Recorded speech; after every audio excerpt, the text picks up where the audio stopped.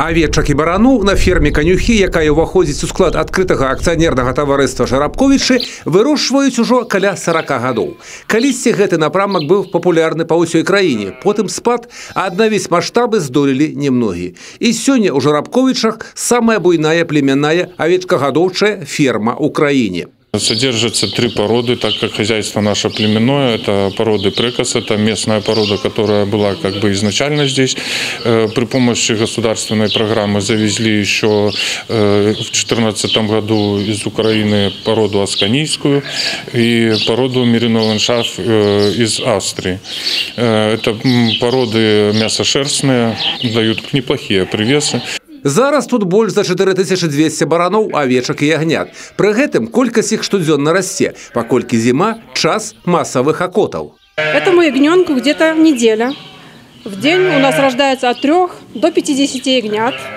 Вот они такие беленькие, хорошие, мы их растим, ухаживаем за ним, проводим все необходимые мероприятия.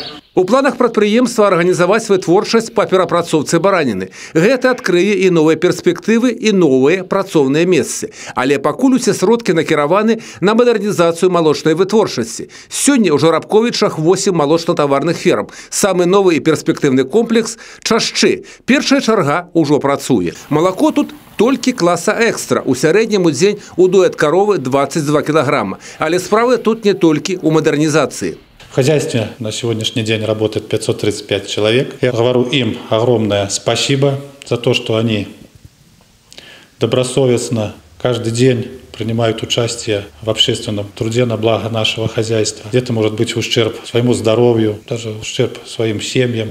Мы имеем те результаты в хозяйстве, благодаря ихнему труду, конечно же.